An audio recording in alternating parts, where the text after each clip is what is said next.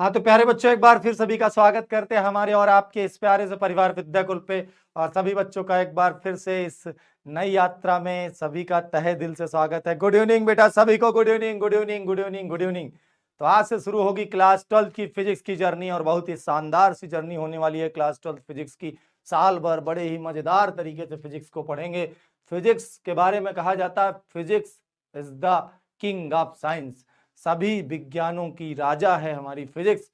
और इस फिजिक्स के साथ मायावी दुनिया में हम लोग बहुत ही मजेदार से पढ़ने वाले हैं। ठीक है, तो सभी को गुड इवनिंग बेटा। सभी लोग आ गए हो, काफी नए नए चेहरे दिख रहे हैं। Good evening, good evening. Rahul, Kuldeep, Rajesh, उत्सव, लक्ष्मी, संजना, अभिलाष, आशीष, तुम लोग के कमेंट तो ऐसे उड़ उड़ के आ रहे हैं, उड़ उड़ के आ रहे हैं। ठीक है, चलो बहुत बढ़िया। तो हम लोग स्टार्ट करते हैं बेटा आज से क्लास 12 फिजिक्स 2024 के बच्चों के लिए और विजय 2024 बैच के लिए। और आप लोग उम्मीद करते हैं साल भर मेहनत करोगे। एक बात ध्यान दीजिएगा बेटा, सभी लोग मेहनत करिएगा, साल भर मेहनत करिएगा, क्योंकि फिजिक्स का पेपर वही बच्चा सही करके आएगा। थोड़ा पानी लेते आओ कंप्यूटर महोदय, ले आओ जल्दी से। ठीक है, हाँ हाँ हाँ हाँ, चोरी चोरी जा रहा है। ठीक है, तो गुड इवनिंग बेटा। तो चलिए, तो साल भर आपको पढ़ना है। जब साल भर आप अच्छे से मेहनत करके पढ़ोगे तभी आप फिजिक्स अच्छे से पढ़ पाओगे। नहीं अन्यथा कभी भी सवाल पेपर टफ आ जाता है तो बच्चे झेल जाते हैं। लेकिन आप सभी के साथ हम साल भर मेहनत करेंगे, जी तोड़ मेहनत करेंगे, चाहे वो लाइव क्लासेस के माध्यम से हो, चाहे वो कंटेंट के माध्यम से हो, चाहे वो आपको दी जाने वाली पीडीएफ के माध्यम से हो। लेकिन हमारी मेहनत के साथ साथ आपकी मेहनत भी जरूरी है। हम केवल, हमारी मेहनत एक मार्गदर्शन के तौर पे होगी, आपकी वास्तव में मेहनत होगी जब आप घर में रात के 10-12 बजे तक पढ़ाई करोगे, सुबह उठकर पढ़ाई करोगे, दिन में पढ़ाई करोगे, तब आपकी मेहनत काम देगी। ठीक है बेटा, चलिए सभी लोग आ गए, बहुत बढ़िया। तो हम लोग आज स्टार्ट करते हैं बेटा। हाँ, तो आज देखो हम लोग जो पढ़ने जा रहे हैं, पहले क्लास 12 की जो फिजिक्स पढ़ने जा रहे हैं, पहला चैप्टर है आज हमारा। और पहले चैप्टर का लेक्चर 1 है। लेक्चर 1 क्या है? आज हमारा जो चैप्टर है उस चैप्टर का नाम है विद्युत आवेश तथा क्षेत्र। विद्युत आवेश तथा क्षेत्र, क्लास 12 फिजिक्स का पहला चैप्टर। आज हमें केवल ये समझना है व्हाट इज इलेक्ट्रिसिटी। आज केवल ये समझेंगे व्हाट इज इलेक्ट्रिसिटी, अर्थात विद्युत क्या है और विद्युत में हमें क्या पढ़ना होता है। ठीक है, तो इस चीज को आज हम लोग समझेंगे, आराम से समझिएगा। ठीक है, अरे बच्चा कह रहा है इंट्रोडक्शन दीजिए बेटा, इंट्रोडक्शन दे दें। My name is Mukesh Kumar Tripathi, my father name is Shri Manoj Kumar Tripathi, my mother name is, और कोई बता दूं? My village is here, my school is there. मतलब हद बचा दिए हो यार इंट्रोडक्शन दीजिए। चलिए अच्छा, आगे कहानी शुरू करते हैं बेटा। तो आज हम लोग को पढ़ना व्हाट इज इलेक्ट्रिसिटी। इलेक्ट्रिसिटी अर्थात क्या है। आज हम क्या क्या सीखेंगे, इसको कंप्यूटर महोदय ने शायद यहाँ पे नहीं नोट किया।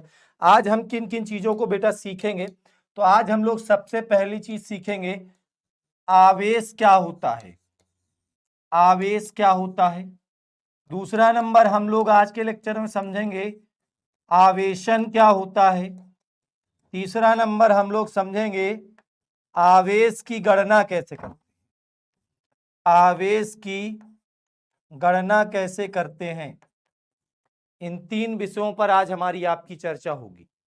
ठीक है, हैंड रिटन नोट्स हैं, टाइप नोट्स है, सब कुछ आपको मिलेगा। आज का लेक्चर करो, उसके बाद बताना क्या चीज है जो नहीं मिला। शुरू करते हैं बेटा। सबसे पहले बात आती है जो आप पढ़ने जा रहे हैं, वैद्युत इलेक्ट्रिसिटी क्या होती है।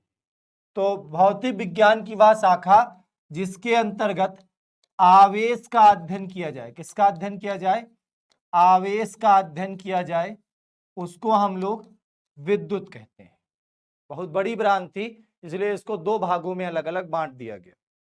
ठीक है, विद्युत की क्या है, व्हाट इज इलेक्ट्रिसिटी, तो आप बोलोगे कि जिसके अंतर्गत आवेश का अध्ययन किया जाए उसको हम लोग विद्युत कहते हैं।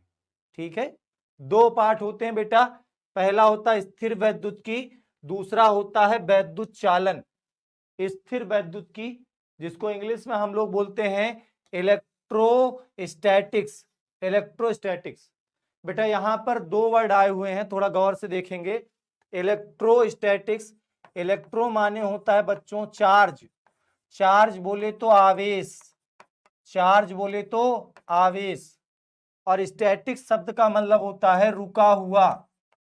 स्टैटिक शब्द का मतलब क्या होता है? रुका हुआ, अर्थात जो स्थिर हो। तो वह शाखा जिसके अंतर्गत स्थिर आवेश का अध्ययन किया जाता है, यानी इस ब्रांच के अंतर्गत आपको क्या करना है? आवेश को ऐसे रख देना है और उसकी प्रॉपर्टीज के बारे में पढ़ना है। वो कहाँ पे कितना वैद्युत क्षेत्र उत्पन्न करेगा, कहाँ पर किस दूसरे आवेश पर कितना बल लगाएगा, पर वो खुद में स्थिर होगा, अपनी जगह से हिले डुलेगा नहीं। तो स्थिर आवेश का अध्ययन करते हैं हम लोग किसके अंतर्गत? इलेक्ट्रोस्टैटिक्स अर्थात स्थिर वैद्युतिकी में। आपके फिजिक्स का जो चैप्टर नंबर 1 है विद्युत आवेश तथा क्षेत्र, और जो फिजिक्स का चैप्टर नंबर 2 है वैद्युत विभव एवं धारिता, ये दोनों चैप्टर इलेक्ट्रोस्टैटिक्स के चैप्टर होते हैं। ठीक है, यहां तक समझ में आ रही बातें? समझ में आ रहा है? बताओ, क्लियर है? एक बार बोलो सब लोग, आप सभी को समझ में आ रहा है? Yes sir, yes sir, yes sir, yes sir. ठीक बेटा, और एक बात ध्यान दीजिएगा, टाइम पर आया करिएगा। जितने बजे की क्लास है एग्जैक्ट उतने बजे शुरू हो जाएगी, 1 मिनट भी हम लेट नहीं होंगे। लेकिन आप लोग अपनी रेगुलरिटी और टाइम के पंक्चुअलिटी बनाए रखना, ताकि सारी चीजें अच्छे से समझ में आ जाए। ठीक है, आगे चलते हैं। फिर आगे बेटा हम लोग की दूसरी ब्रांच है वैद्युत चालन, जिसको हम इलेक्ट्रिक करंट कहते हैं। करंट, करंट शब्द का मतलब होता है बेटा प्रवाह। प्रवाह, प्रवाह माने बहना, समझ रहे हो? बहना, प्रवाह। तो वह शाखा जिसके अंतर्गत आवेश के प्रवाह का अध्ययन किया जाए, आवेश के प्रवाह का अध्ययन किया जाए, अर्थात गतिमान आवेश का अध्ययन किया जाए, उस शाखा को हम लोग वैद्युत चालन कहते हैं। आपके फिजिक्स का जो चैप्टर नंबर 3 है वैद्युत धारा, वो इसी शाखा के अंतर्गत आता है। पीडीएफ क्यों नहीं खुल रहा है? लाख लगा हुआ है बेटा, अभी तो हमने अपनी पहली क्लास है, अभी तो हमने पीडीएफ दिया ही नहीं है बेटा। ठीक है, आपको जब पीडीएफ दिया जाएगा, क्लास जब देखो, जब क्लास खत्म हो जाती है तो लगभग आधे घंटे के अंदर, आधा घंटे या 40 मिनट लगते हैं, उसके बाद आपकी क्लास अपलोड हो जाती है। और उस क्लास के नीचे पीडीएफ सेक्शन में जब जाओगे तो वहाँ पे जो क्लास में पढ़ाया जाएगा, ये उस क्लास, उस चैप्टर की पूरी हैंड रिटन नोट्स, 5 या 6 क्वेश्चन आपको घर में करने के लिए डीपीपी के रूप में, पूरे चैप्टर की प्रैक्टिस सीट, ये सब कुछ आपको दिया जाएगा। ठीक है, सब मिलेगा। केमिस्ट्री की पूछ रहे हैं बेटा, मैं केमिस्ट्री वाला देख लूंगा एक बार। हाँ, केमिस्ट्री वाला देख लेंगे। अभी कल से बैच स्टार्ट हुआ है तो शायद कुछ चीज़ें इधर उधर हो गई हों, तो उसके लिए मैं, अभी मेरी क्लास ओवर होती है, इसके बाद आप लोगों का सब कुछ देख लिया जाएगा, किस क्लास में क्या मिसिंग जा रही है। कोई भी चीज़ मिस नहीं होगी। हमारे पास बैकएंड पे जो टीम बनी है उसने पूरा कंटेंट ऑलरेडी बना रखा है। हैंड रिटन नोट्स जो हमारे द्वारा खुद के लिखित हुए हैं वो भी एकदम सजे धजे रखे हुए हैं। बस आप लोगों तक चैप्टर बाय चैप्टर पढ़ाते हुए वो सारे मटेरियल को पहुंचाना हमारा कार्य है। ठीक है, और सब कुछ पहुंचेगा, एक एक चीज आपको मिलेगी। ठीक है, चलो हाँ, आगे चलते हैं बेटा। यहां तक समझ में आ गया है? अब सबसे बड़ी चीज होती है, पहला चीज हम लोग समझेंगे आवेशन क्या होता है। तो बेटा जब दो वस्तुओं को आपस में रगड़ा जाता है तो इलेक्ट्रॉन एक वस्तु से निकलकर दूसरी वस्तु में स्थानांतरित हो जाते हैं। इस घटना को हम क्या कहते हैं? आवेशन कहते हैं। दो वस्तुओं का आपस में रगड़ा जाए। आपने कभी देखा होगा कि अपने सूखे बालों पे ऐसे कंघी रफ करो, और कंघी रफ करने के बाद कागज के छोटे छोटे टुकड़ों के पास ले जाओ, तो कंघी कागज के छोटे छोटे टुकड़ों को अपनी ओर आकर्षित करने लगती है। जैसे उदाहरण के तौर पे मैं आपको दिखाऊंगा, जैसे मैंने क्या कहा आपको, बस एक सेकंड, एक सेकंड रुकिएगा बेटा, एक सेकंड, एक सेकंड। ये जैसे हमने क्या कहा आपको, जैसे कंघी को आप ऐसे रफ करोगे, ये कंघी को आप रफ करो अपने बालों पे ऐसे, और रफ करने के बाद कागज के छोटे छोटे टुकड़ों के पास ले जाओगे, तो कंघी क्या करेगी? कागज के छोटे छोटे टुकड़ों को अपनी ओर आकर्षित करेगी। हुआ क्या?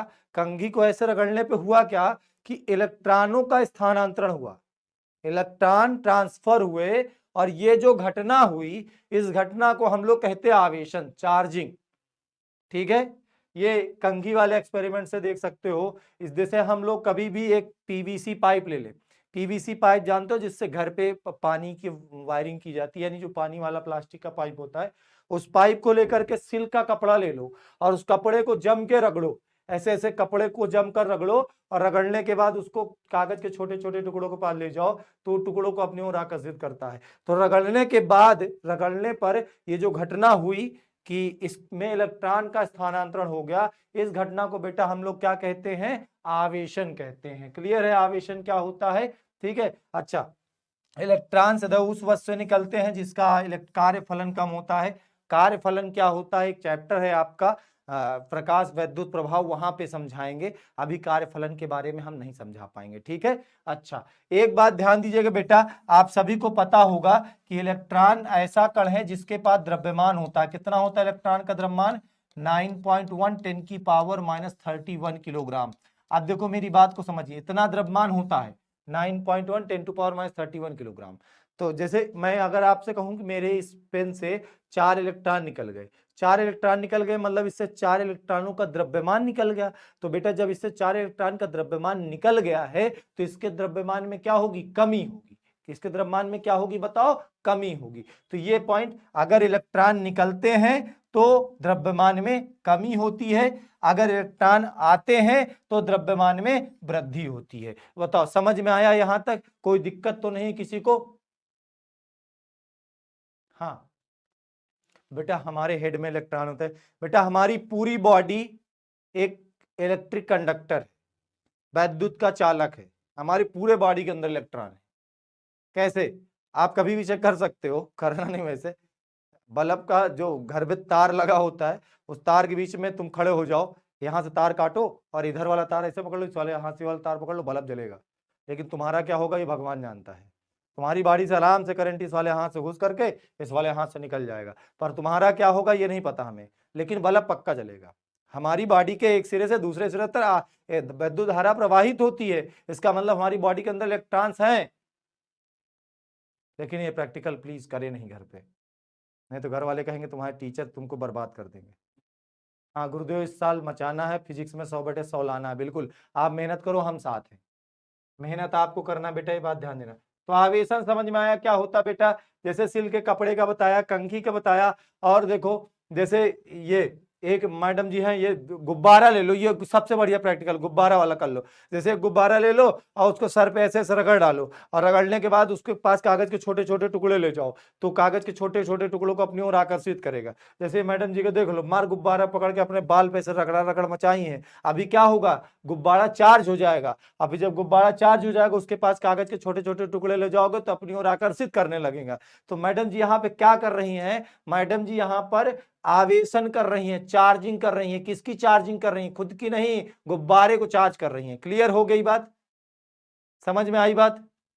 ठीक है। और एक चीज और कर सकते हो, ये ब्रेक, कभी गुब्बारा जब चार्ज हो जाए तो आपके घर में कोई खाली कैन पड़ी हो, कोल्ड ड्रिंक वगैरह की किसी चीज की भी एक कैन पड़ी हो, तो गुब्बारा जब चार्ज हो जाए तो गुब्बारे को कैन के साथ साथ ऐसे खींच के लाओ। कैन हल्की होती है तो गुब्बारा, आप देखो गुब्बारा बिना कैन को छुए कैन उसके साथ साथ ढंग के मतलब खिसक कर आएगी। ये क्यों हुआ? क्योंकि आप गुब्बारा चार्ज है, गुब्बारे के अंदर किसी दूसरी वस्तु को खींचने की शक्ति आ गई है। ठीक है। हाँ चलो, अच्छा आगे चलते हैं बेटा। आवेशन आप सभी को समझ में आ गया है। ठीक है। अगली चीज हम लोग समझेंगे कि आवेश क्या होता है। कहानी तो यहां से शुरू होती है, आवेश क्या होता है।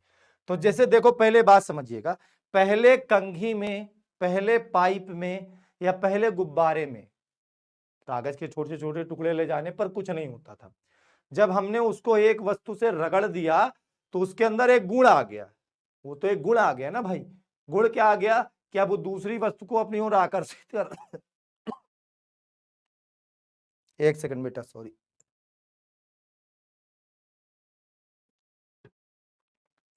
दूसरी वस्तु को अपनी ओर आकर्षित कर सकता है या दूसरी वस्तु को अपने से दूर प्रतिकर्षित कर सकता है।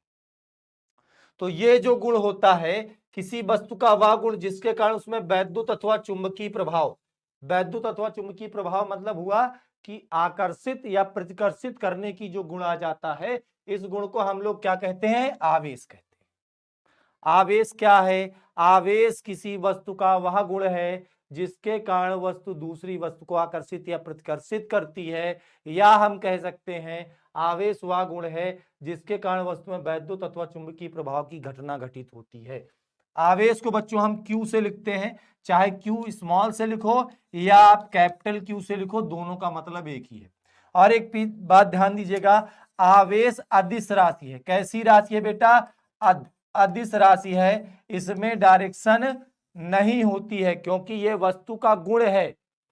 ये क्या है? वस्तु का गुण है, गुण की कोई दिशा नहीं होती है। ठीक है, अच्छा हाँ sir, my friend batch join करना चाहता है। अच्छा, माय फ्रेंड, तुम्हारा फ्रेंड ज्वाइन करना चाहता, ज्वाइन करा दो। ठीक है, आवेश व्युत्पन्न राशि है। व्युत्पन्न राशियां वो होती हैं जो दो या दो से अधिक मूल राशियों से बनी हो।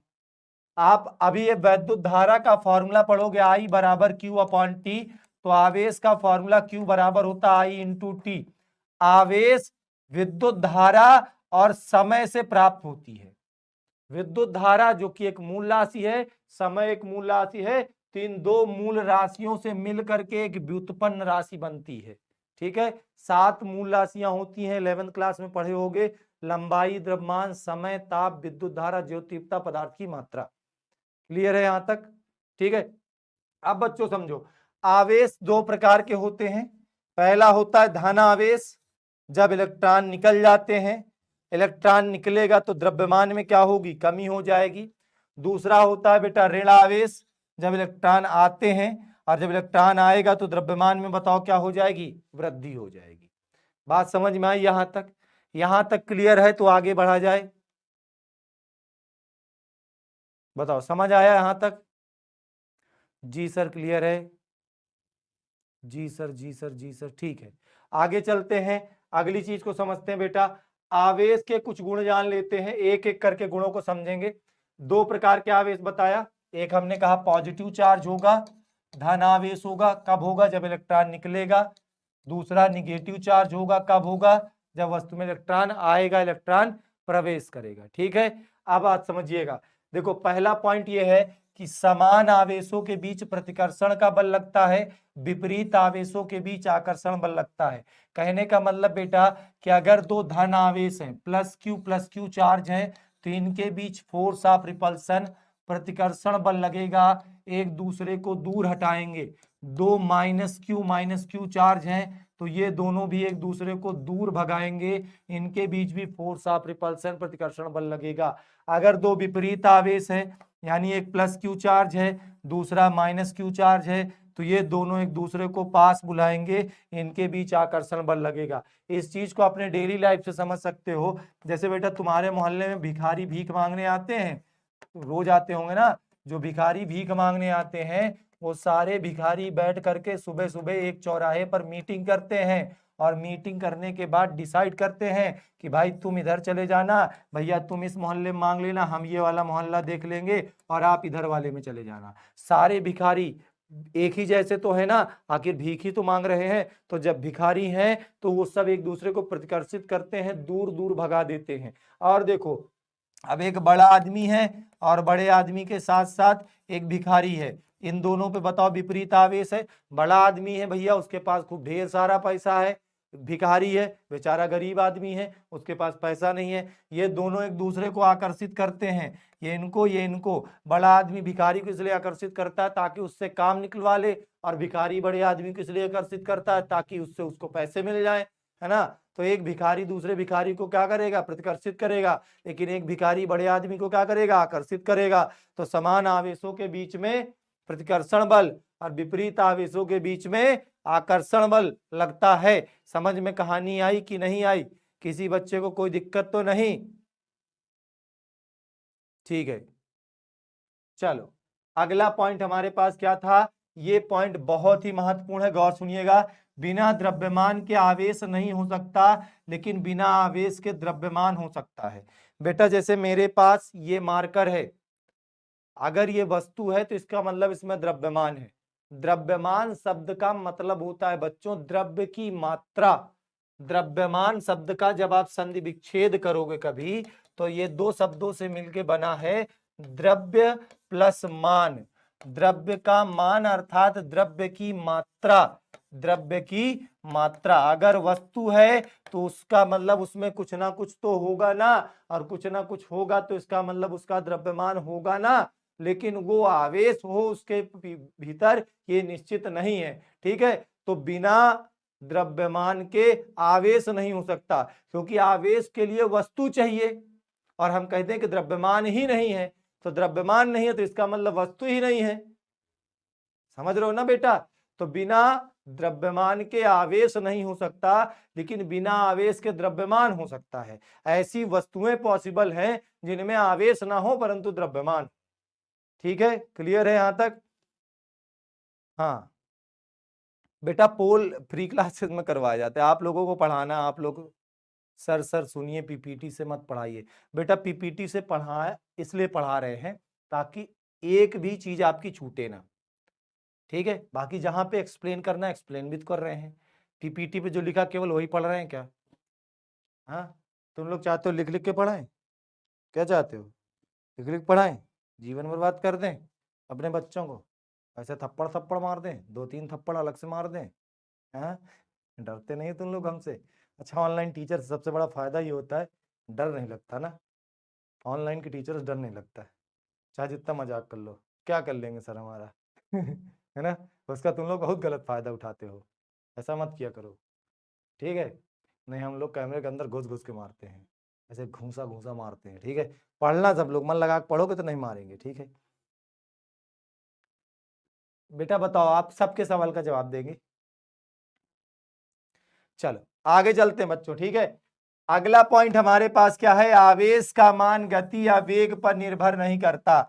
ए भैया, तुम्हारी बैटरी है, बैटरी आती है ना 10 रुपए वाली, अगर मान लो बैटरी चार्ज है, चार्ज मतलब आवेशित है, अब उस बैटरी को लेकर के उसको खर्च ना करो, उसके भीतर का आवेश खर्च ना करो, और उस बैटरी को लेकर के तुम यहां से बनारस चले जाओ, इलाहाबाद से बनारस चले जाओ या बनारस से कानपुर चले जाओ, तो क्या बैटरी की चार्जिंग खत्म हो जाएगी?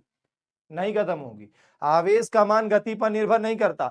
आवेश तब खत्म होता है जब वो ट्रांसफर होता है, एक वस्तु से, एक चालक से दूसरे चालक में ट्रांसफर होता है, तब उसका मान परिवर्तन होता है। अगला पॉइंट है आवेश क्या हो रहा है, इतनी खांसी क्यों आ रही है आज? बेटा 1 सेकंड रुक जाना। अदिश राशि मतलब जिसमें बेटवा दिशा ना हो। अगला पॉइंट है आवेश को ना तो उत्पन्न कर सकते हैं ना तो नष्ट कर सकते हैं, बल्कि एक स्थान से या कहीं एक चालक से दूसरे चालक तक स्थानांतरित किया जाता है। इसे आवेश के संरक्षण सिद्धांत कहते हैं। What is the conservation law of charge? इसको गौर से समझिएगा मेरे प्यारे प्यारे बच्चों। ठीक है, जहां पे ना समझ में बताइएगा। ठीक है, आराम से आते हैं समझते हैं। देखिए, जैसे मैं आपको पूरी अब पिक्चर दिखाता हूं। मान लो एक वस्तु थी, ये दूसरी वस्तु ये है। सामान्य अवस्था में बेटा वस्तुएं उदासीन होती हैं। उदासीन क्यों होती हैं? जैसे इस पर 14 इलेक्ट्रॉन है, तो पक्की बात है इस पर 14 प्रोटॉन भी होंगे। इस पर अगर 15 इलेक्ट्रॉन है तो पक्की बात है इस पर 15 प्रोटॉन भी होंगे। ठीक है, इलेक्ट्रॉन प्रोटॉन दोनों बराबर होते हैं, इसलिए वस्तुएं उदासीन होती हैं। क्यों? क्योंकि चार्ज ऑफ इलेक्ट्रॉन जो होता है वो चार्ज ऑफ प्रोटॉन के बराबर होता है। इलेक्ट्रॉन प्रोटॉन पर बराबर और विपरीत आवेश होता है। इलेक्ट्रॉन पर ऋण आवेश होता है, प्रोटॉन पर धन आवेश होता है। देखिए, जब दो वस्तुओं को आपस में रगड़ा जाता है तो एक वस्तु इलेक्ट्रॉन निकलते हैं, दूसरी वस्तु में प्रवेश करते हैं। अब मान लो 2 इलेक्ट्रॉन यहां से निकल गए, 2 निकल गए, तो बताओ कितने इलेक्ट्रॉन बचे? इस पे 12 इलेक्ट्रॉन बचे, लेकिन प्रोटॉन आज भी इसके पास कितने हैं? 14 हैं। ठीक है, और 2 इलेक्ट्रॉन इसमें आ गए हैं तो 17 इलेक्ट्रॉन हो गए हैं, लेकिन प्रोटॉन कितने? इससे 15 ही है। ठीक है, आप बताओ, रगड़ने के पहले की अगर मैं बात करूं, रगड़ने के पहले इस पर कितने इलेक्ट्रॉन प्रोटॉन थे? 28, और इस पर कितने थे? 15 दूनी 30 ना। रगड़ने के बाद क्या सीन हो गया? 26 इसके पास है और 17 15 52 इसके पास है, सॉरी 17 15 कितना हो गया? 32 इसके पास है। कुल मिलाकर के 30 28 58 इलेक्ट्रॉन प्रोटॉन दोनों के बीच में पहले भी थे, और 32 26 मिलाकर आज भी 58 इलेक्ट्रॉन प्रोटॉन आज भी हैं। तो हमने क्या किया? हमने ना तो आवेश को उत्पन्न किया, ना तो आवेश को हमने नष्ट किया, बल्कि एक चालक से दूसरे चालक में स्थानांतरित किया। ये बेटा जो नियम होता है, इसी को हम लोग कहते हैं आवेश संरक्षण का सिद्धांत। क्या कहते हैं बच्चों? आवेश संरक्षण का सिद्धांत। समझ में आया आवेश संरक्षण का सिद्धांत क्या है? तो बोलोगे आवेश को ना तो उत्पन्न किया जा सकता है, ना तो नष्ट किया जा सकता है, बल्कि एक चालक से दूसरे चालक में स्थानांतरित किया जा सकता है। इसे ही आवेश संरक्षण का सिद्धांत कहते हैं। बोलो वृंदावन बिहारी लाल की जय। समझ में आया बेटा? बताओ, समझ में आया? हाँ हाँ, नोट्स मिलेगा, सबको मिलेगा। समझ में आया? जी sir, yes sir, yes sir, yes sir, yes. बहुत बढ़िया, बहुत बढ़िया, तुम लोग अच्छे बच्चे लग रहे हो। चलो आगे चलते हैं। अच्छा, यहां तक चीजें समझ में आ गई हो? अच्छा, एक पॉइंट और था, कुछ 3 पॉइंट और। समस्त ब्रह्मांड का कुल आवेश सदैव नियत रहता है। ब्रह्मांड का मतलब समझ रहे हो बेटा? ब्रह्मांड में केवल हमारी पृथ्वी नहीं आती है। ब्रह्मांड का मतलब सूर्य, चंद्रमा, पृथ्वी, मंगल, बृहस्पति, शुक्र, शनिश्चर, जितने भी ग्रह हैं, उपग्रह हैं, इन सबको मिला करके एक बनता है जिसे कहते हैं ब्रह्मांड। और समस्त ब्रह्मांड का सदैव आवेश नियत रहता है। ठीक है, अगला पॉइंट हमारे पास क्या है? आवेश का सही परीक्षण प्रतिकर्षण बल है, ना कि आकर्षण बल। इसका मतलब बेटा क्या हुआ कि अगर आपको चेक करना है कोई आवेश कौन सा आवेश है, तो प्रतिकर्षण बल से चेक होता है। अभी मैं इस चीज को आपको ऐसे समझाता हूं। जैसे मान लो तुम हो और तुम्हारा एक बहुत खास मित्र है, ठीक है, और तुम्हारी दोनों की दोस्ती 55 साल से चली आ रही है। कितने साल से चली आ रही बेटा? 55 साल की दोस्ती है। अब तुम्हें पता करना है कि तुम्हारा मित्र तुम्हारा सच्चा मित्र है कि नहीं है। अब तुम इसको कैसे पता करोगे? इसके लिए आप क्या करोगे? इसको रेस्टोरेंट में ले जाकर के मिठाई खिलाओगे ना? इससे नहीं पता चलेगा। इससे आज मिठाई खिलाओगे, कल और मिठाई खाएगा, कल 10 रुपए खाएगा, परसों 20 रुपए खाएगा, परसों 40 रुपए खाएगा। आप इसको जाके अच्छे होटल में खाना खिलाओगे, इससे भी नहीं पता चलेगा कि तुम्हारा सच्चा मित्र है कि नहीं। क्योंकि आज थोड़ा सा खाएगा, कल घर वाला एकदम खाना बर्तन कर देगा, परसों और खाएगा। इसको आप खूब गाड़ी होगी बैठा करके खूब घुमा उमा दोगे, इससे भी नहीं पता चलेगा कि तुम्हारा सच्चा मित्र है नहीं मत है। बताओ, आप बताओ, कैसे पता चलेगा तुम्हारा सच्चा मित्र है कि नहीं है? कैसे पता चलेगा? तुम लोग ये बताओ, तुम्हारे बहुत दोस्त हैं, तुम लोग के भी ढेर सारे दोस्त हैं, बताओ किसी के दोस्त। हाँ, एक बच्चा कह रहा है लड़ाई करेंगे, ये हुई ना बात। हाँ, लड़ाई मत करो। एक दिन जो है क्या करो, चाकू निकाले उसके पेट में 3-4 चाकू से खींच खींच के मार दो। अब देखो जब ये अस्पताल में भर्ती हो जाए, जब ये अस्पताल में भर्ती हो जाए, तब देखो इसके विचार क्या है।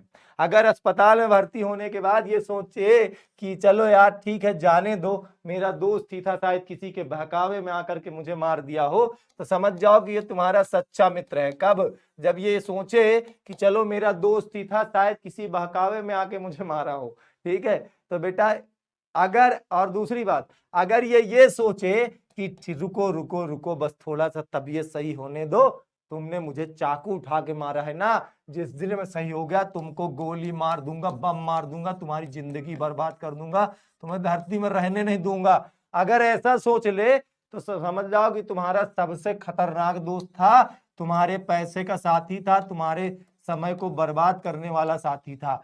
तो बेटा इनकी दोस्ती चेक करने का सही तरीका क्या था कि इनको उठा के चाकू, 3-4 चाकू ऐसे ऐसे मार दो, और फिर पता चलेगा कि सही दोस्त है कि नहीं। सही बात है कि नहीं? हाँ, समझ में आया? तो इसी तरह से आवेश का 3-4 थप्पड़ मन मार दे। हाँ। कहते ऐसे ऐसे बता रहे हैं। अरे कलाकार हो, वो तो तुम लोग बच्चे। एक लड़की कह रही 3-4 थप्पड़ रोज मारे तब भी पता चल सकता है। हाँ, ये वाला सही है बेटा, ये वाला नया आइडिया तुम्हारा, शाबाश। वाटर आइडिया सर जी, बढ़िया आइडिया, बढ़िया आइडिया, बढ़िया। ठीक है, 3-4 थप्पड़ रोज मारे। चलो आगे चलते। अच्छा, अगले पर अब आते हैं बेटा, थोड़ा सा आ जाओ। आवेश के मात्रक बेटा, Q बराबर फॉर्मूला क्या है? I into T. आई क्या है? धारा। वैद्युत धारा का मात्रक होता है एम्पियर। टी क्या है? समय। इसका मात्रक हो सेकंड। तो आवेश का मात्रक हो एम्पियर सेकंड या कूलाम। ये जो दोनों मात्रक हैं ये एमकेएस प्रणाली में होते हैं। किस प्रणाली में होते हैं बताओ बेटा? ये एमकेएस प्रणाली में होते हैं। इसका एक यूनिट होता है एसयू या फ्रैंकलिन। एसयू का फुल फॉर्म होता है इलेक्ट्रोस्टैटिक्स यूनिट या स्टेट कूलम बोलते हैं। और ये दोनों जो यूनिट हैं ये सीजीएस प्रणाली में होते हैं। किस प्रणाली में होते हैं बेटा? सीजीएस प्रणाली में होते हैं। इसका दो यूनिट और है कि एमयू है। एमयू का मतलब होता है इलेक्ट्रोमैग्नेटिक यूनिट और एवी कूलम, और एक होता है फैराडे। ये दोनों किसी पद्धति में नहीं है। एमकेएस में मात्रक है कूलम, सीजीएस में एसयू फ्रैंकलिन, और बाकी दो और होते हैं लेकिन किसी पद्धति में नहीं है। सबसे बड़ा मात्रक होता है बेटा फैराडे और सबसे छोटा मात्रक होता है एसयू। एक फैराडे जो होता है बच्चों, याद रखना ये ऑब्जेक्टिव में कई बार पूछा गया है, 96,500 कूलम के बराबर होता है। और एक एसयू जो होता है प्यारे बच्चों, ये 1/3 × 10⁻9 कूलम के बराबर होता है। क्लियर? यहां तक चीजें समझ में आ गई? ठीक है बेटा, एबी कूलम उसे बोलते ही है, एबी कूलम। एबी कूलम उसका कोई मतलब नहीं होता है। मतलब एसयू का होता है इलेक्ट्रोस्टैटिक यूनिट, मतलब एमयू का होता है इलेक्ट्रोमैग्नेटिक यूनिट। ठीक है, क्लियर है? यहां तक चलें आगे। जो नोट्स बना सकते हो, आगे चलते हैं बेटा। अच्छा, मूल आवेश क्या होता है? वह न्यूनतम आवेश जो स्थायी हो या मूल आवेश कहलाता है, या हम कहें इलेक्ट्रॉन के आवेश को ही मूल आवेश कहते हैं। आपने क्या देखा, किसी वस्तु में आवेश कैसे आता है? इलेक्ट्रॉन निकल जाएगा या इलेक्ट्रॉन आ जाएगा तब आवेश आएगा। तो इलेक्ट्रॉन के आवेश के बराबर ही आवेश उपस्थित होगा वस्तु में, तो उसी इलेक्ट्रॉन के आवेश को हम लोग क्या कहते हैं? मूल आवेश कहते हैं। मूल आवेश को बच्चों हम लोग ई से लिखते हैं, स्मॉल ई से। और मूल आवेश यानी ई का मान होता है 1.6 10⁻19 कूलम के बराबर। और सभी वस्तुओं पर जो आवेश होता है मूल आवेश का गुणज होता है। क्या होता है? मूल आवेश का गुणज होता है। यानी एक इलेक्ट्रॉन के आवेश के बराबर होगा आवेश, या 2 इलेक्ट्रॉन के बराबर आवेश होगा, या 3 इलेक्ट्रॉन के बराबर आवेश होगा, या 4 इलेक्ट्रॉन के बराबर आवेश होगा। इस तरह से आवेश होता है किसी भी वस्तु में। और मूल आवेश की खोज किसने की थी? मिल्टन नाम के एक वैज्ञानिक थे, इन्होंने की थी। आप मिल्टन से एक्सपेरिमेंट करते हो प्रैक्टिकल में, ठीक है, तो इनका प्रैक्टिकल करवाया जाएगा। ठीक है, चलो। आवेश की विमा निकाल सकते हो। क्यू बराबर क्या फॉर्मूला? I/T। तो बताओ, धारा I की विमा A और समय की T, विमा हो जाएगी AT। क्लियर है? यहां तक समझ में आ गया बेटा? आगे बढ़ा जाए, आगे चला जाए। क्लियर है? बताओ, आगे समझ में आया? यहां तक समझ में आया? लिख दिया करो एक बार यस सर, लिख दिया करो बेटा, यस सर, यस सर।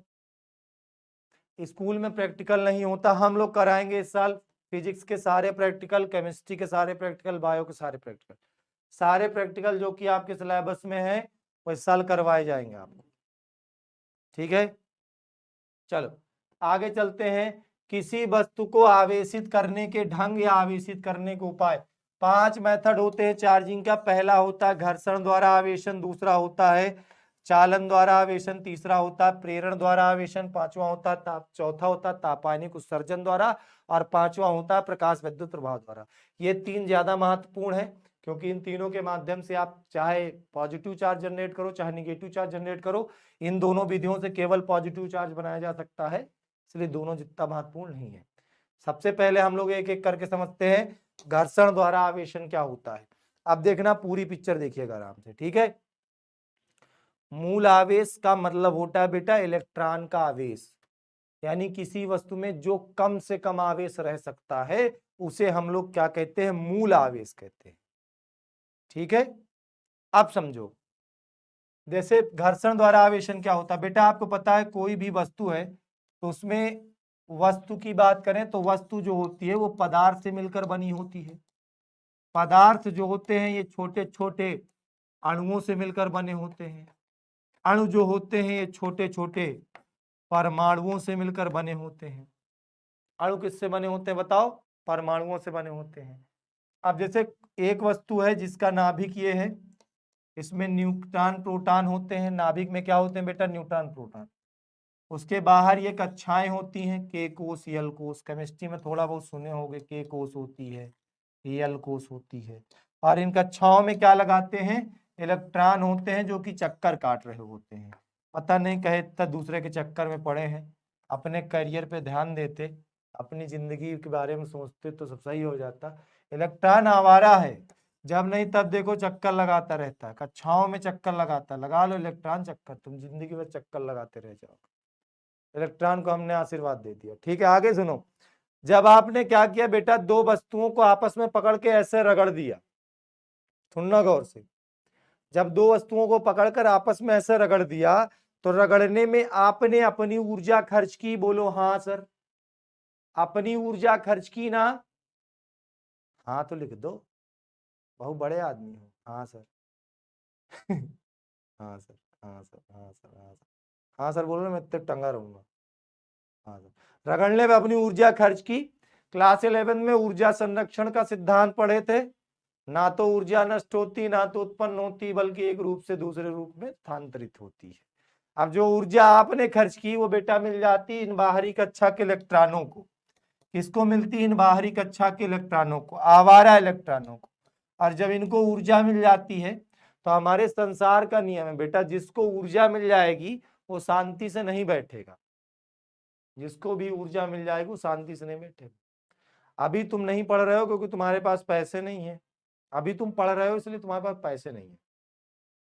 अभी अचानक तुम्हारे पिताजी कल तुमको 1,000 रुपए दे दे और कह दें बेटा ये 1,000 तुम्हारे, जाओ ऐश करो, कोई दिक्कत नहीं, तुम कल से पढ़ना बंद कर दोगे। 1,000 जहां मिला नहीं तो बस हो गया, चलो बढ़िया पार्टी सार्टी करते हैं आराम से आज से, अब क्या है तुम्हारी जेब में पैसे भरे हैं, है ना। 1,000 मिल गया तो तुम्हारी शुरू हो जाएंगे बढ़िया आराम से, अपने आप को रईस समझ लोगे। सही बोल रहे हैं ना। तो इसलिए वो पैसा नहीं है, वो तुम्हारी एनर्जी है। Energy is the directly proportional from the money. अगर आपके पास जेब में पैसा है तो आपके अंदर बहुत एनर्जी है, आई बात समझ में। तो आपके जेब में पैसा आ जाएगा बेटा तो आप क्या करोगे, इधर उधर टहलना घूमना शुरू कर दोगे। तो इलेक्ट्रॉन को भी आपने जो ऊर्जा खर्च की, ऊर्जा जब मिल गई तो ये पहले से आवारा था, यहाँ चक्कर लगा रहा था। अब इसने क्या किया, ये वाली कक्षा छोड़ी, बगल वाले परमाणु की कक्षा में घुस गया। सामान्य अवस्था में number of electron number of proton बराबर होते हैं।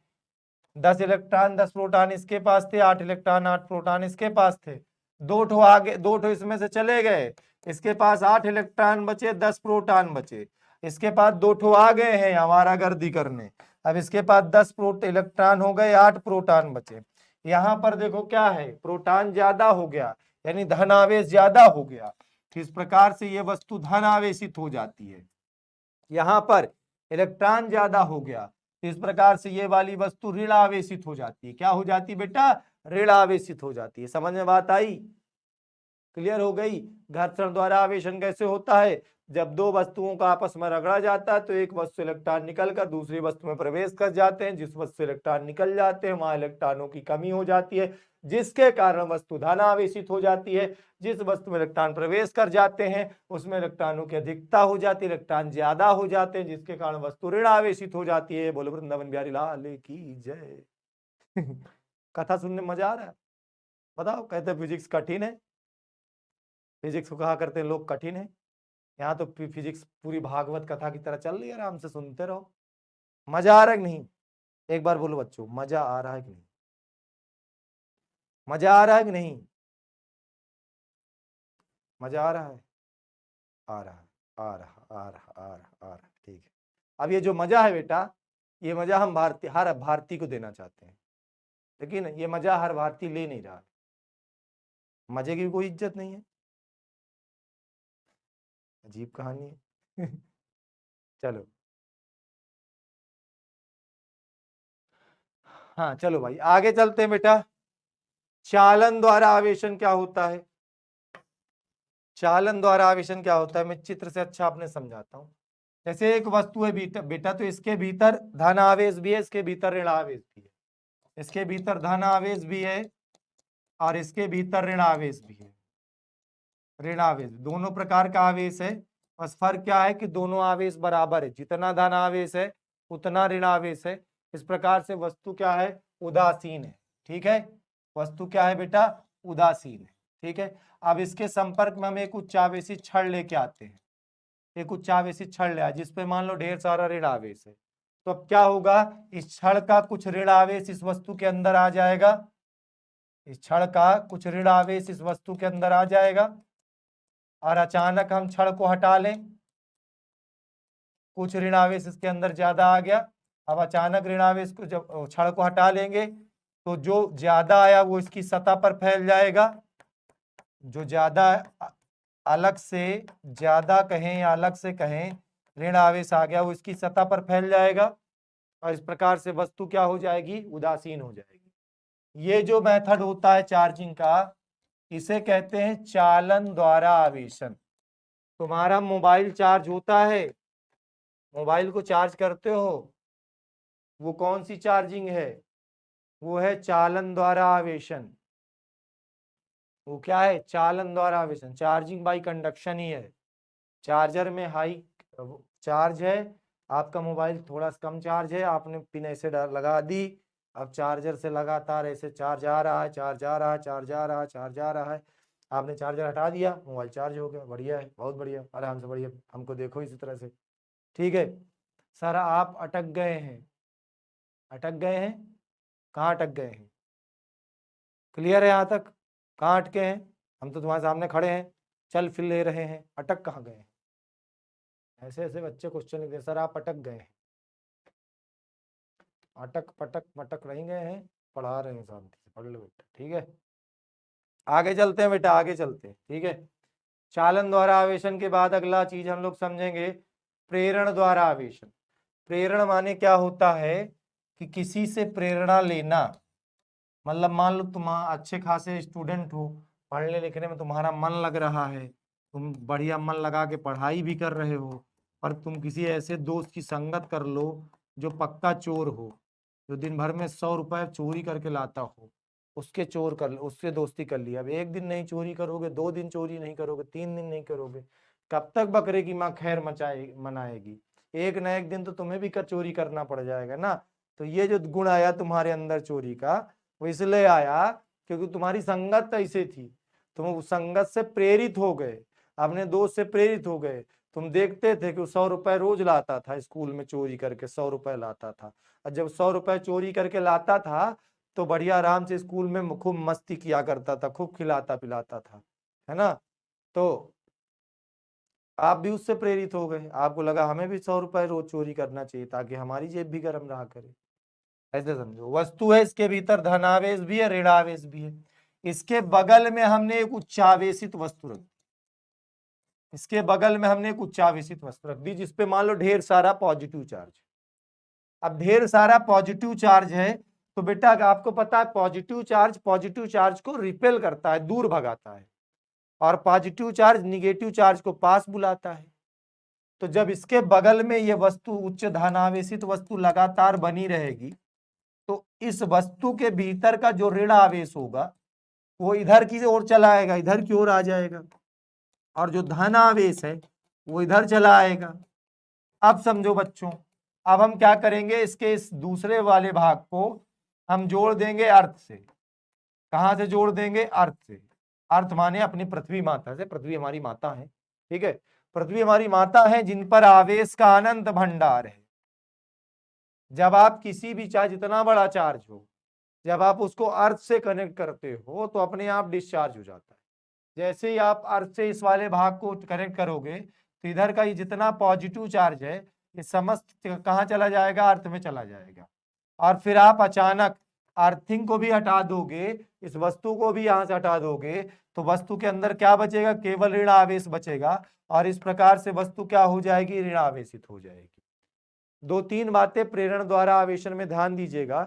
प्रेरण द्वारा जो आवेश आता है वो सदैव जो हम छड़ लाते हैं, जो वस्तु लाते हैं, उसका विपरीत आता है। अगर हम धन आवेशित वस्तु को बगल में रखेंगे तो अंत में ऋण आवेश आएगा, और अगर ऋण आवेशित वस्तु को रखेंगे तो अंत में धन आवेश आएगा।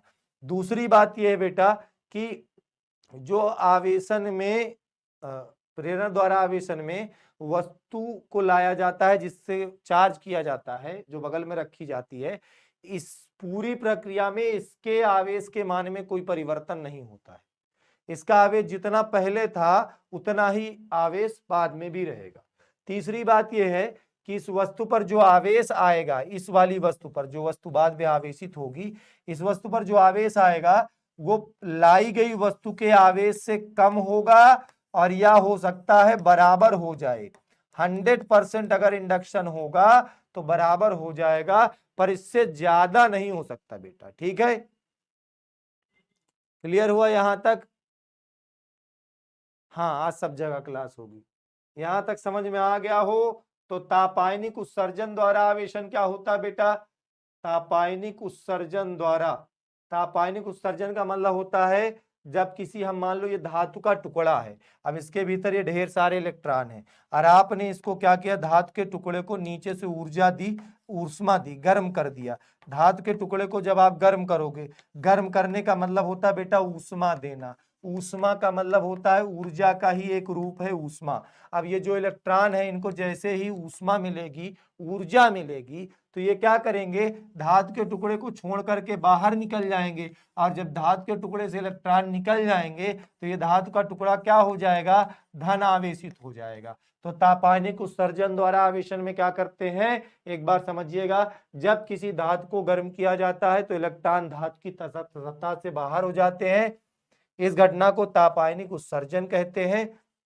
ठीक है, एक बात ध्यान रखिएगा, इससे सदैव धन आवेश आएगा, क्योंकि यहां पर इलेक्ट्रॉन सदैव निकलते हैं और इलेक्ट्रॉन निकलने से कौन सा आवेश आता है, धन आवेश आता है।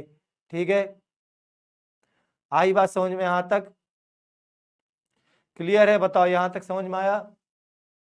क्लास रुक रुक के चल रही है, यहां तक समझ में आया? यस सर, यस सर, ठीक ठीक बेटा। तापायनिक उत्सर्जन द्वारा समझ में आ गया है। अच्छा, अब हम लोग बेटा एक चीज समझ लेते हैं, किसी वस्तु में आवेश की गणना कैसे करते हैं। इसके लिए मान लो हमारे पास एक वस्तु है जिसका आवेश कितना है, Q है। जिसका आवेश बताओ बेटा कितना है, जिसका आवेश Q है।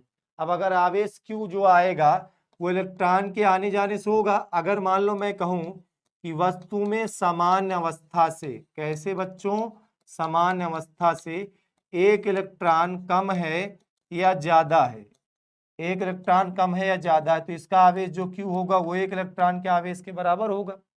अगर दो इलेक्ट्रॉन कम या ज्यादा है तो बताओ इसका आवेश Q दो इलेक्ट्रॉन के आवेश के बराबर होगा। अगर हम कहें कि तीन इलेक्ट्रॉन कम या ज्यादा है तो इसका जो आवेश होगा Q वो तीन इलेक्ट्रॉन के आवेश के बराबर होगा, है ना। जितने इलेक्ट्रॉन निकल जाएंगे या जितने इलेक्ट्रॉन आ जाएंगे उतने इलेक्ट्रॉनों के आवेश के बराबर ही आवेश होगा। अगर हम कहें कि इस पर समान अवस्था से n इलेक्ट्रॉन, कितने इलेक्ट्रॉन, स्मॉल n इलेक्ट्रॉन कम या ज्यादा हैं, तो इसका आवेश Q बराबर किसके हो जाएगा, Ne के। Q बराबर किसके हो जाएगा बेटा, Ne के। इस फॉर्मूले से आप किसी भी वस्तु में आवेश की गणना कर सकते हो। जैसे हमने यहाँ पर क्वेश्चन लिया है, एक कूलाम का आवेश है, इलेक्ट्रॉन की संख्या ज्ञात करनी है। एक कूलाम का आवेश है, उसमें कितने इलेक्ट्रॉन होंगे। हमारे पास फॉर्मूला आवेश Q बराबर एक कूलाम दिया है, नंबर ऑफ इलेक्ट्रॉन पूछा गया।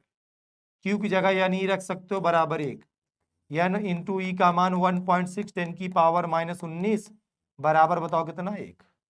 n बराबर निकालोगे बच्चों, एक के बट्टे में जाएगा 1.6 10 की पावर -19, दशमलव हटाओ, जीरो बढ़ाओ, अब ये देखो कितना मिल गया, n बराबर 10/16 और 10 की पावर -19 से ऊपर जाएगा +19 हो जाएगा। एक जीरो भाई साहब को और दे दो बगल में, ये हो जाएगा 100/16, 10 की पावर +18 हो जाएगा। अब इसको काटोगे 6.25 आएगा, n बराबर 6.25 10 टू पावर 18। अब बच्चा यहीं तक लिख के चला आता है, बेटा ये आंसर गलत है, ये आंसर गलत है। क्यों गलत है पता है? क्योंकि अभी आपको जब मैं मूल आवेश बता रहा था तो क्या कह रहा था कि मूल आवेश क्या है, मूल आवेश वह आवेश है जो किसी भी वस्तु में न्यूनतम आवेश होता है। यानी वस्तु पर आवेश जो होगा इलेक्ट्रॉन के आवेश के बराबर होगा या उसके गुणज होगा। बेटा चालन द्वारा मैं समझा दूंगा। हाँ आकाश यादव, चालन द्वारा मैं समझा दूंगा, तुम्हारा कमेंट में देख लिया हूँ, ठीक है, समझा दूंगा, कल की क्लास में समझा दूंगा, परेशान हूँ, ठीक है। 6.25 10 टू पावर 18 आया। इसको आप ऐसे नहीं लिखोगे, इसको आप 625 गुणित 10 की पावर 16 लिखोगे, ये सही आंसर माना जाएगा, ठीक है। चलो तो यहां तक बेटा आज की क्लास को रखते हैं, और इसके अलावा बेटा आपको इसमें से पूरे चैप्टर का रिवीजन, आज हम लोगों ने क्या क्या सीखा। आज हम लोगों ने सीखा पहले कि आवेश क्या होता है, आवेशन कैसे कैसे किया जाता है, कितने मेथड हम लोगों ने आज सीखे।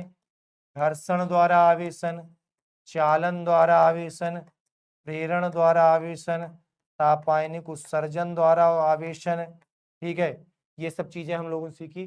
साथ साथ आवेश की गणना करना सीखा।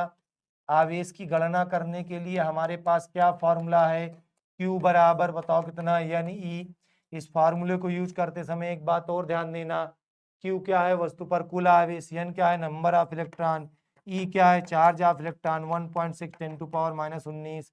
एक बात और ध्यान दीजिएगा, अगर वस्तु इलेक्ट्रॉन निकल जाएगा, इलेक्ट्रॉन निकलेगा तो वस्तु पर कौन सा आवेश आता है, धन आवेश। इलेक्ट्रॉन निकलेगा तो द्रव्यमान एम में क्या होगी, कमी होगी।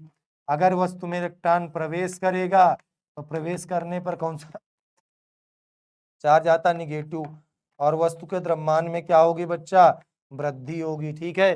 तो आज का हम लोगों का इतना पूरा टॉपिक था, ठीक है। और कल की क्लास फिर आएगी, कल की क्लास में हम लोग पढ़ेंगे इस क्लास से रिलेटेड बेटा।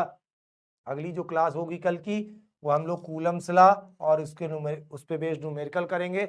साथ में आज की क्लास में जिन बच्चों को चालन वगैरह कम समझ में आया है वो भी आपको कल समझा दिया जाएगा, और इस क्लास से रिलेटेड आपको क्वेश्चन दे दिए जाएंगे, 5-6 क्वेश्चन दे दिए जाएंगे। Q बराबर यानी फॉर्मूले पे आप लगाइएगा, कल वो सारे क्वेश्चन आपके सॉल्व करा दिए जाएंगे, ठीक है बेटा। अपना ख्याल रखें, पढ़ाई लिखाई करते रहें, ऑल द वेरी बेस्ट बच्चों।